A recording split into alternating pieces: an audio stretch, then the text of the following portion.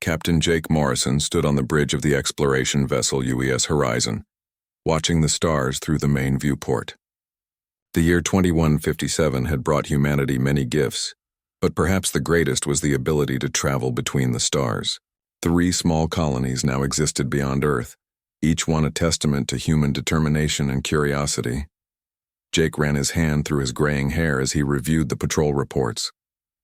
At 45, he had seen humanity's first steps into the galaxy, and every day brought new wonders. His crew was small but skilled. Lisa Kane sat at the navigation console, her fingers dancing across the holographic displays as she plotted their next course. The young woman had joined the crew 2 years ago, fresh from the academy with the highest scores in stellar navigation anyone had seen. Behind them, Pete Garcia worked at the engineering station. The stocky man from Texas could make any machine run better than its designers intended. His tools were never far from reach, and his laugh could be heard throughout the ship during the quiet moments between their duties. At the weapons console, Amy Brooks monitored the ship's defensive systems. The former Marine had requested transfer to the Exploration Service after serving on Earth's orbital stations. Her steady hands and quick mind made her the perfect choice for their small but capable weapons array. Jake loved his crew and his ship. The Horizon was not the largest vessel in Earth's small fleet, but she was reliable and fast. They had explored 17 star systems in the past year, mapping planets and searching for signs of life. So far, they had found many worlds that could support human colonies, but no signs of intelligent alien life. The bridge was quiet except for the gentle hum of the ship's systems. They were 3 days out from Earth, heading toward the edge of human space to investigate some unusual energy readings. Lisa had detected something strange near the outer planets of the Kepler system, and they were going to take a closer look. Jake was about to order a course change when every alarm on the ship began screaming at once. Lisa's hands flew across her console as readings poured in from every sensor array they had. "Captain, I'm reading massive energy signatures dropping out of hyperspace near Earth's moon," Lisa called out, her voice tight with concern. "Multiple contacts, sir. Really big ones." Pete's voice came over the comm from the engine room. "Captain, whatever just showed up is putting out enough energy to light up every sensor we have. I've never seen readings like this." Amy was already at her station bringing the ship's weapons online. "Sir, my displays are showing at least 30 contacts, possibly more." "They're huge, Captain. Each one is at least 10 times the size of our largest ships." Jake felt his stomach drop. First contact with an alien species was something humanity had hoped for and feared in equal measure. But 30 massive ships appearing without warning near Earth was not the peaceful meeting anyone had imagined. "Lisa, get us turned around and set course for Earth maximum speed," Jake ordered. "Amy, send a priority message to Earth Command. Tell them we have unknown vessels of massive size near the moon." The ship shuddered as Pete pushed the engines harder than they were designed to go. Jake watched the tactical display as more information came in from their sensors. The alien ships were unlike anything in human design. They appeared to be made of some kind of crystalline material that seemed to glow with internal light. Their shapes were elegant and flowing, like works of art rather than military vessels. "Captain, I'm receiving a broadcast on all frequencies," Amy reported. "It's coming from the alien fleet, and it's being transmitted to every human settlement and ship in space." "Put it on the main screen," Jake said. The view screen flickered, and the face of an alien appeared. Jake had to force himself not to step back. The creature was tall and slender, with skin that seemed to shift colors like an oil slick. Its eyes were large and dark, and when it spoke, its voice was calm and measured. "Humans of Earth and its colonies," the alien said. "I am Zarthek, Supreme Commander of the Hegemony Empire. We have been watching your species as you spread across the galaxy. Your rapid expansion and aggressive nature mark you as a potential threat to the order we have maintained for 10,000 years." Jake felt his crew tense around him as the alien continued. "We have conquered over 400 species and brought peace to 1,000 worlds. Each species we encounter is given the same choice we now offer you. You have 7 of your standard days to surrender all military vessels, abandon your colonies, and submit to hegemony rule. Your people will be relocated to designated worlds where you will live under our guidance and protection." The alien's expression did not change, but something in its voice became colder. "If you refuse this generous offer, we will demonstrate why resistance is futile." We have never encountered a species that chose destruction over the peace we offer, and we do not expect you to be the first." The transmission ended, and the bridge fell silent. Jake stared at the blank screen, his mind racing. Everything humanity had worked for, every dream of spreading across the stars, was being threatened by beings they had never even known existed. "Captain, I'm reading massive energy spikes from the alien fleet," Lisa called out. "They're targeting Earth's orbital defense platforms." On the tactical display, Jake watched in horror as beams of pure energy lanced out from the alien flagship. Earth's defensive stations, built to protect the planet from asteroids and hostile ships, simply vanished. 30 years of construction and billions of credits worth of equipment were destroyed in seconds. "My God," Amy whispered. "They didn't even fire from all their ships. Just one beam from the lead vessel and our entire orbital defense grid is gone." Jake knew that every human in space had seen the same demonstration. The message was clear: resistance was impossible. The aliens had technology that made humanity's best weapons look like stone tools. But as Jake looked at his crew, he saw something that surprised him. Lisa's jaw was set in determination. Pete's hands were already working on the engine controls, trying to squeeze more speed from their drive systems. Amy was studying her weapons display with the intensity of a hunter sizing up her prey. None of them looked ready to surrender. None of them looked afraid in the way the aliens probably expected. They looked angry. Jake realized that Zarthek had made his first mistake about humans. The alien commander expected fear and quick surrender when faced with overwhelming force. Instead, he had just made 4 billion humans very, very angry. "Lisa, how long until we reach Earth?" Jake asked. "At current speed, 18 hours, sir." "Amy, start working on a battle plan. I don't care if their ships are 10 times bigger than ours. Find me their weak points." "Yes, sir." Jake smiled grimly as he watched the alien fleet on his screen. Zarthek was about to learn something that would have saved him a lot of trouble if he had bothered to study human history more carefully. Humans did not like being told what to do. Admiral Kate Sullivan stood in the emergency command center beneath the Rocky Mountains, watching the holographic displays that showed Earth's current situation. The room was filled with the most powerful people on Earth and beyond. President Carlos Martinez sat at the head of the curved table, his weathered face grim as he listened to the reports coming in from across human space. Kate had been in charge of Earth's defense coalition for 3 years, but nothing had prepared her for this moment. The orbital defense platforms that had taken decades to build were nothing but floating debris now. The alien demonstration had been swift and absolute, leaving no doubt about their technological superiority. "The latest reports from our deep space sensors confirm what we already know," Kate said to the assembled leaders. "The alien fleet has 37 vessels, each one larger than anything we have ever built. Their energy output suggests weapons and defenses that are centuries ahead of our own technology." Governor Linda Watson of the Mars colonies appeared on the main screen via quantum communication link. Her red hair was pulled back severely, and her green eyes blazed with anger. "Admiral, my people are asking what we're going to do about this ultimatum.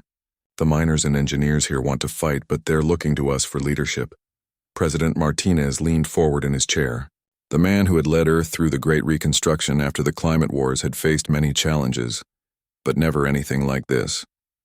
"What are our military advisors telling us about our chances in a direct confrontation?" General Robert Hayes, head of Earth's military forces, cleared his throat. "Mr. President, any direct military engagement would result in our complete destruction within hours. Their technology is simply too advanced. A conventional military response would be suicide." Secretary of Defense Maria Santos shook her head. "But we can't just surrender. If we give up our colonies and our freedom, what kind of future are we leaving for our children and grandchildren?" Kate watched the faces around the table as the debate continued. Some argued for negotiation, others for immediate surrender to save lives. But she could see something else in their expressions, something the aliens had clearly not expected to find in the human response. Dr. Alex Chen entered the room carrying a tablet filled with data. The xenobiologist had been working around the clock since the alien broadcast, analyzing every piece of information they could gather about their unexpected visitors. His usually neat appearance was disheveled from lack of sleep, but his eyes were bright with discovery. "I've been studying their technology and their broadcast," Alex said as he approached the table. "The energy signatures from their weapons and shields follow very predictable patterns. It's almost like they've never had to adapt their technology to face unexpected threats. President Martinez looked up with interest. What does that mean, Doctor? It means they've probably never faced serious resistance before, Alex replied. Their technology is advanced but rigid. They seem to have developed their systems to overwhelm inferior opponents quickly, not to adapt to changing battlefield conditions. Admiral Sullivan studied the data on Alex's tablet. Are you saying their technology has weaknesses? I'm saying their technology has never been tested against an opponent that refuses to follow the rules, Alex answered. Every species they've conquered probably surrendered quickly when faced with overwhelming force. They've never had to fight a long war against determined resistance. The room fell silent as the implications sank in. Governor Watson spoke first from the Mars screen. You're talking about guerrilla warfare against an interstellar empire. That's not exactly a small undertaking. The colonists on Kepler 442b are already organizing resistance efforts, reported Colonel Jim Parker, who was monitoring communications from the outer colonies. When Captain Morrison's ship arrived to evacuate them, they found the colonists building fortifications instead of packing their belongings. Kate pulled up the communication logs from the frontier colony. Mary Foster, the colony leader, had sent a message that was now being broadcast across human space. The woman's voice was calm but determined as she spoke to her fellow colonists. We came out here to build something new, Mary had said. We left everything behind on Earth to create homes among the stars. Now some alien empire thinks they can just take that away from us with threats and ultimatums. Well, they're about to learn what happens when you threaten a human's home. President Martinez stood up and walked to the large window that showed the mountain landscape outside. I've been in politics for 30 years, and I've learned one thing about people. They'll put up with a lot of hardship and inconvenience, but they won't tolerate being told they have no choice in their own future. Sir, we need to consider the casualties, General Hayes said quietly. If we fight, millions of people will die. Maybe billions. The president turned back to face the room. General, if we surrender, we're not saving lives.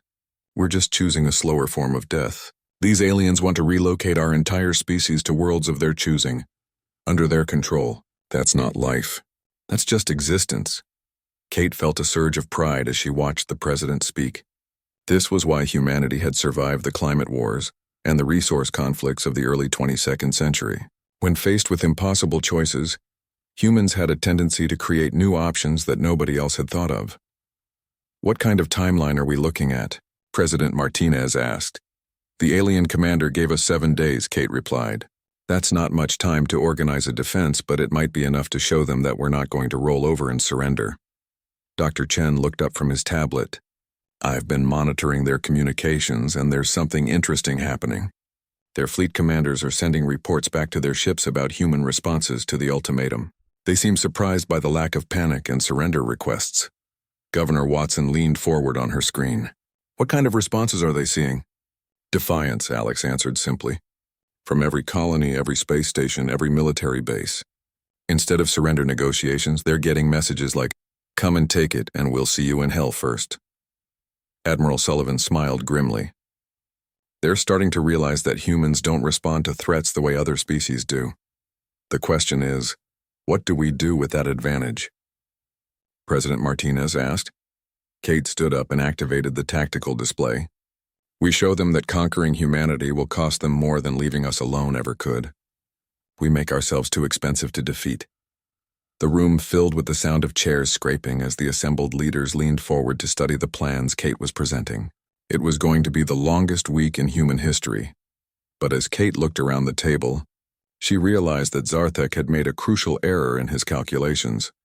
He had assumed that humans would choose survival over freedom. He was about to discover that humans would rather die fighting than live on their knees.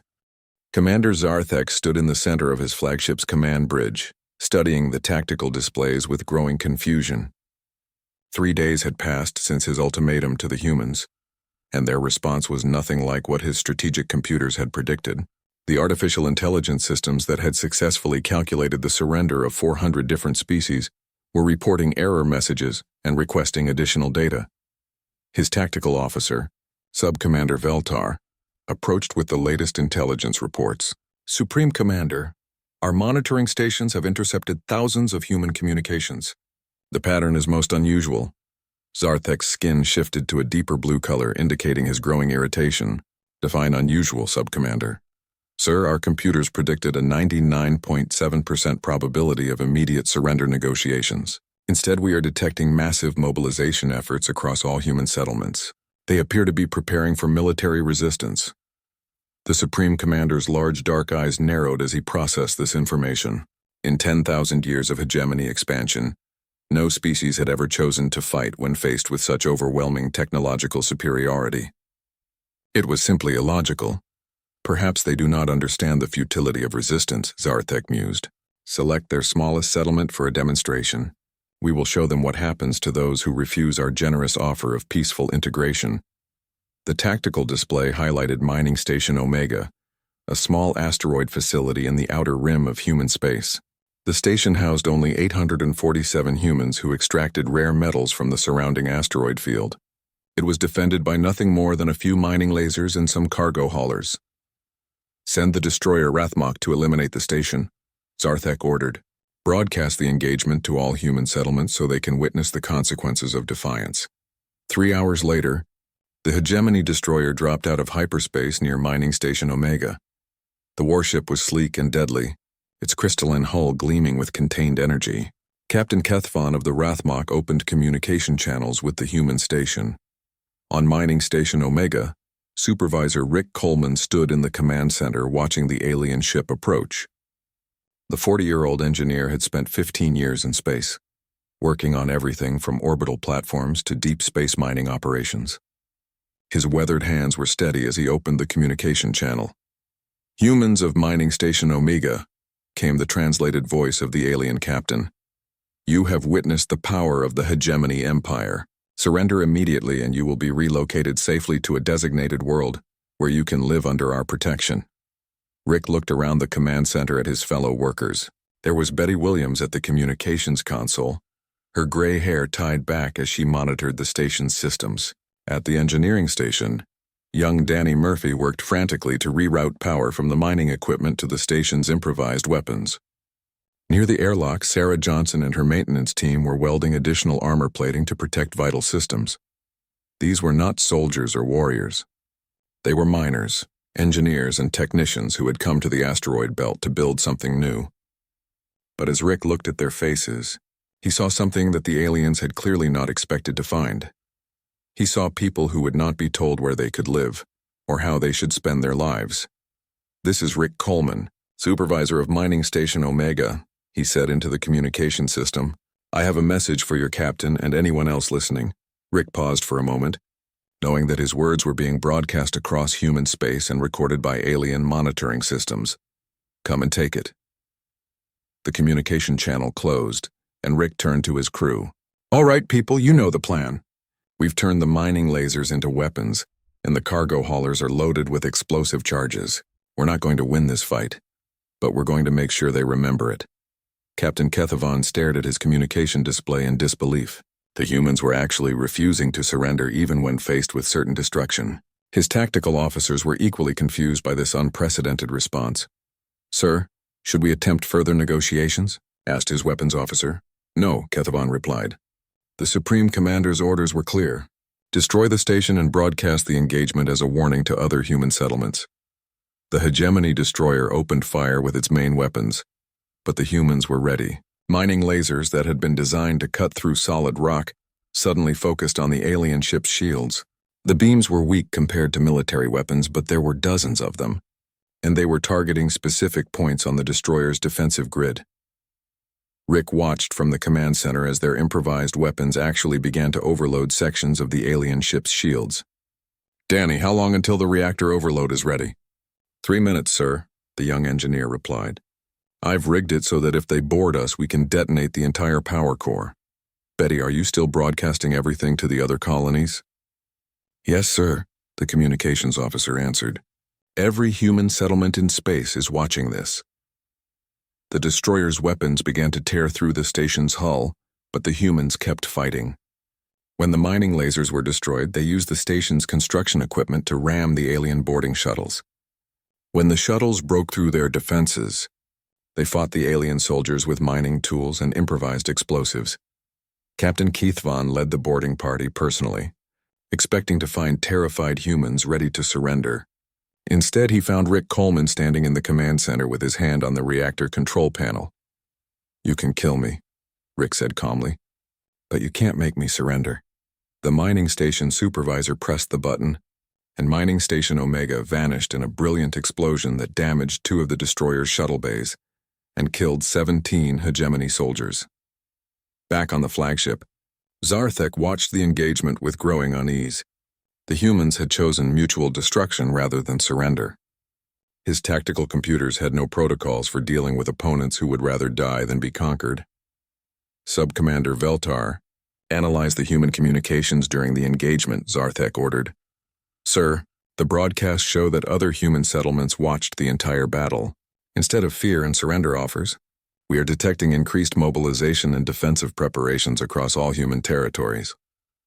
Zarthek's skin shifted to a dark purple color, indicating deep confusion. They watched their fellow humans die rather than surrender, and their response is to prepare for similar battles? "Yes, Supreme Commander. They appear to be inspired by the resistance rather than discouraged by the defeat." For the first time in his long military career, Zarthek began to wonder if the hegemony had encountered something unprecedented.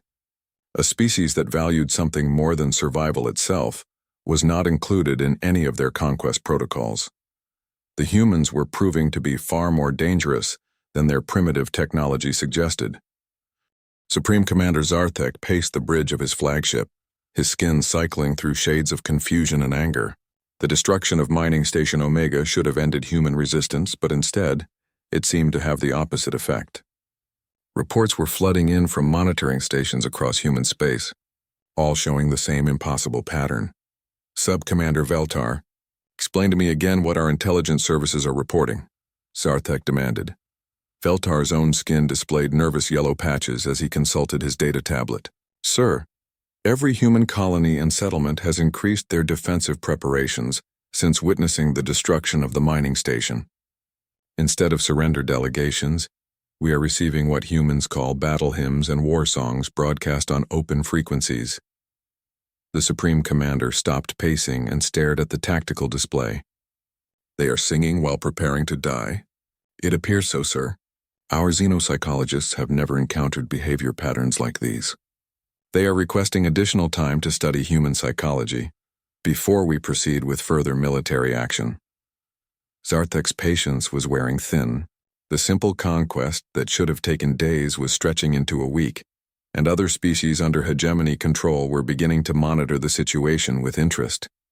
He could not afford to appear weak or indecisive. "No more delays," he declared. "Launch simultaneous attacks on all 3 major human colonies. Surely when they see their largest settlements destroyed, the remaining humans will surrender." The hegemony fleet split into 3 battle groups, each one more than capable of destroying any human military force. The first group headed toward New Arizona, a farming colony in the Tau Ceti system. The second targeted Haven Prime, humanity's newest research settlement. The third would attack the industrial complex on Kepler 442b, where Captain Morrison had found the colonists preparing for war instead of evacuation. On New Arizona, colonist Ben Parker stood on the observation deck of the main agricultural facility, watching the alien ships drop out of hyperspace. The 60-year-old farmer had come to the colony 20 years ago with his wife Helen and their 3 children. Now those children were adults with families of their own, and all of them had chosen to stay and fight rather than abandon their homes. "Helen, are the evacuation shelters ready?" Ben asked as he watched the approaching alien fleet. His wife looked up from her communications console, her silver hair catching the light from the planet's twin suns.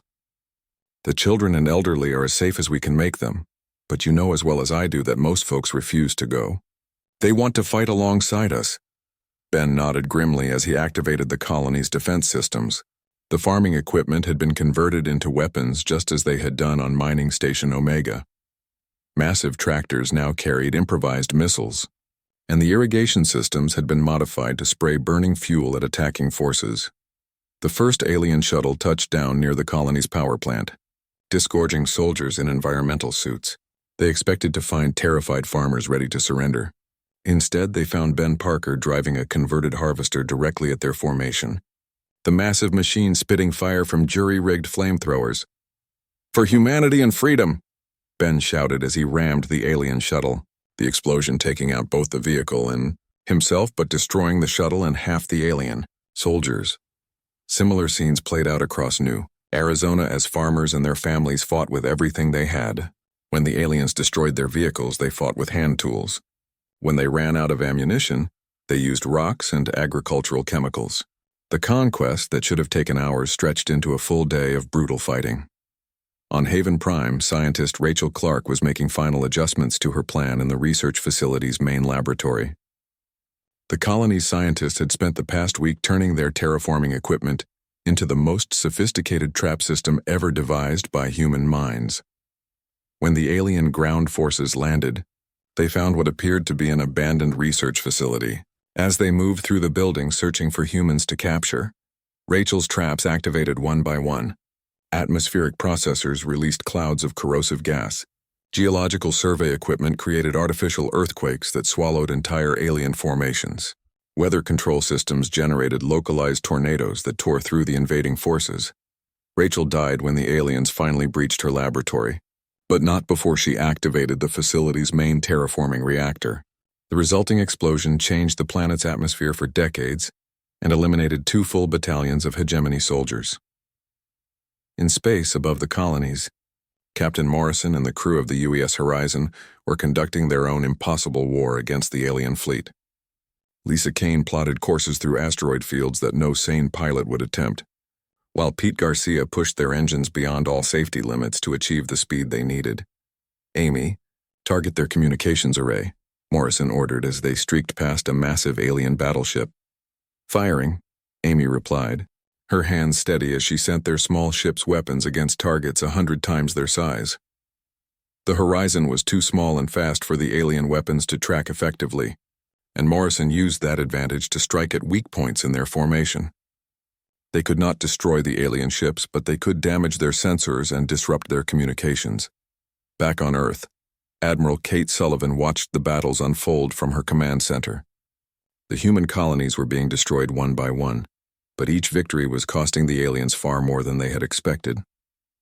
Intelligence reports showed that hegemony casualties were mounting into the thousands, and their military commanders were requesting reinforcements. "Dr. Chen, what are your monitoring stations telling us about alien morale?" Kate asked. Alex looked up from his data displays, exhaustion clear on his face. "It's remarkable, Admiral. We're intercepting communications between their ships that indicate widespread confusion and even fear among their troops. They're reporting that humans fight like what they translate as death-seekers or honor-mad berserkers." President Martinez entered the command center, his face grim but determined. "Admiral, I've been in contact with the surviving colonists. They're asking permission to implement something they call the Scorched Earth Protocol." Kate felt her blood run cold. "Sir, that would mean destroying everything we've built rather than letting the aliens capture it. The colonists feel it's better to deny the enemy any prizes rather than let them benefit from our surrender," the president replied. "They're asking for approval to destroy their own homes and facilities, rather than see them fall into alien hands." As if to emphasize the point, reports came in that the colonists on Kepler 442b had just detonated their main industrial complex, rather than let it be captured. The explosion was visible from space and took another alien battleship with it. Admiral Sullivan realized that the aliens were learning something about humanity that no amount of technology could overcome. Humans would rather destroy everything they had built than live as slaves, and that willingness to sacrifice everything for freedom was something no empire could conquer. The final phase of the war was about to begin, and the aliens were starting to understand that they had challenged the wrong species. Supreme Commander Zarthek stood before the tactical display in his flagship's war room, staring at casualty reports that made no sense according to everything the hegemony had learned about warfare. 7 days had passed since his ultimatum to the humans, and what should have been a simple conquest had become the costliest military operation in hegemony history. "Sub-Commander Veltar, read me the final casualty assessment," Zarthek ordered, his skin displaying deep purple patches of confusion and growing concern. Veltar's hands trembled slightly as he consulted his data tablet. Sir, we have lost 43% of our invasion force. 14 ships destroyed, 8 more heavily damaged, and over 12,000 soldiers killed or wounded. The humans have lost all 3 major colonies and most of their military vessels, but sir, they are still refusing to surrender. The Supreme Commander turned away from the display, his large dark eyes reflecting something no hegemony commander had ever experienced before. Doubt. How is this possible? We have superior technology, superior numbers, and superior firepower. By all logical calculations, they should have surrendered after the first demonstration of our power. Dr. Alex Chen's intercepted research had been partially decoded by hegemony intelligence, and the translation was displayed on Zarthek's personal screen. The human scientist's analysis of hegemony psychology was disturbing in its accuracy. The humans had somehow understood that the aliens had never faced determined resistance before, and they were exploiting that weakness in ways no hegemony strategist had anticipated. Sir, our monitoring stations are detecting massive energy buildups around Earth, reported the tactical officer. It appears the humans are preparing for some kind of final assault. On Earth, Admiral Kate Sullivan stood in the command center beneath the Rocky Mountains, surrounded by the remnants of humanity's leadership. President Martinez looked older than his 60 years, the weight of the past week having aged him visibly. But his eyes still burned with the same determination that had carried humanity through its darkest hours. Admiral, what is the status of the final defense plan? The president asked. Kate pulled up the tactical display showing Earth's remaining military assets. The sight was sobering. Most of their fleet was gone, destroyed in the fighting around the colonies, but what remained was being positioned for something that would either save humanity or ensure that their defiance would be remembered across the galaxy. Sir, every remaining ship in Earth's fleet is moving into ramming position around the alien flagship, Kate reported. Captain Morrison and the Horizon are leading the formation. Our ground-based weapons are targeting the escort vessels. We're going to make conquering Earth so expensive that it bankrupts their entire empire. Dr. Chen looked up from his communications equipment, his face pale but determined. Admiral, I've been monitoring alien communications and something interesting is happening. Reports of this conflict are spreading to other species under hegemony control. Some of their subject worlds are starting to ask questions about why humans won't surrender. President Martinez activated the global communication system that would broadcast his message to every human settlement in space and every alien ship in the solar system. As he began to speak, his voice carried the weight of 4 billion people who had chosen freedom over safety. This is President Carlos Martinez of Earth, speaking to the hegemony empire and any other species that might be listening. He began. 7 days ago, you offered us a choice between surrender and death. You expected us to choose surrender because you thought we valued survival above all else. You were wrong.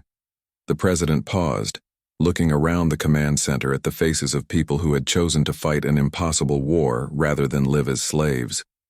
We choose how our story ends, he continued. Every human you kill will cost you 10 ships. Every world you take will cost you a fleet. We are not like the other species you have conquered. We would rather die free than live as slaves, and that makes us the most dangerous enemies you will ever face. The message was broadcast simultaneously to the hegemony fleet and to every monitoring station in known space. Within hours, it was being repeated on worlds across the galaxy, translated into hundreds of languages and heard by species that had not dared to resist hegemony rule for millennia. On the hegemony flagship, Zarthek received reports that chilled him to his core. Rebellions were breaking out on 3 subject worlds. 2 client species had stopped paying tribute and were demanding military independence. The carefully maintained order that had taken 10,000 years to build was beginning to crack. Supreme Commander, Veltar said quietly, our strategic computers have completed their analysis of the human resistance. To fully conquer this species and prevent further rebellion in our empire, we would need to commit 70% of our total military forces to a campaign that could last decades. Zarthek stared at the tactical display showing the human fleet approaching his ships in attack formation. These primitives, with their inferior technology, were willing to ram his vessels with their own ships, ensuring mutual destruction rather than accepting defeat. No sane species would make such a choice, but the humans had proven they were willing to die for concepts like freedom and dignity. Sir, Earth's defense fleet is within weapons range, reported the tactical officer. They are not slowing down. Captain Morrison's vessel is transmitting a message on all frequencies. Jake Morrison's voice came through the communication system, calm and steady despite the fact that he was leading his ship on a suicide mission against vessels 10 times larger than his own. This is Captain Jake Morrison of the UES Horizon to all. Hegemony vessels, he said. You wanted to know what humans are like when you threaten our homes and families. Now you know. We don't surrender. We don't compromise. We fight until we win or until there's nothing left to fight with. And if you destroy us all, the galaxy will remember that humanity chose death over slavery. Zarthek watched the human ships approaching and made a decision that shocked every officer on his bridge. For the first time in hegemony history, a supreme commander gave the order to retreat from an inferior opponent. All ships withdraw to minimum safe distance, he commanded. Open communication channels with Earth. The tactical display showed the human fleet slowing as the alien ships pulled back. President Martinez appeared on the main screen, his weathered face showing surprise but no fear. Human leader, Zarthek said, his translated voice carrying a tone of respect that had never been used with a conquered species before. The hegemony empire recognizes your independence and establishes the boundary of your space as inviolate. We will not interfere with your expansion or development. The president leaned back in his chair, studying the alien commander. And in return? In return, you agree not to encourage rebellion among our subject species, Zarthek replied. Your example has already caused unrest in several sectors. President Martinez smiled grimly. We won't actively encourage anyone to rebel, but we won't stop anyone who wants to learn from our example either. The communication ended, and the hegemony fleet began its withdrawal from human space. Within hours, messages were being broadcast throughout the galaxy, warning all species to avoid contact with the humans of the Sol system. The warning was simple and direct. The inhabitants are dangerously irrational and will choose death over defeat. Such creatures cannot be reasoned with or conquered through force. Captain Morrison watched the alien fleet disappear into hyperspace from the bridge of the horizon. Lisa Kane looked up from her navigation console with a tired smile. Captain, are they really gone for good? Jake Morrison smiled as he watched the last alien ship vanish among the stars. They'll be back eventually, but not for a long time. They've learned something about humans that they'll never forget. What's that, sir? That some fights aren't worth winning, especially when your opponent is crazy enough to choose death over surrender. Across the galaxy, the story of humanity's defiance spread from world to world, species to species. The humans had done something no one else had managed in 10,000 years. They had made the mighty hegemony empire back down through sheer stubbornness and refusal to be conquered, and in the depths of space, other species began to wonder if they too might choose freedom over safety, rebellion over submission. The galaxy would never be quite the same again, and it was all because the aliens had made one crucial mistake. They had challenged the humans.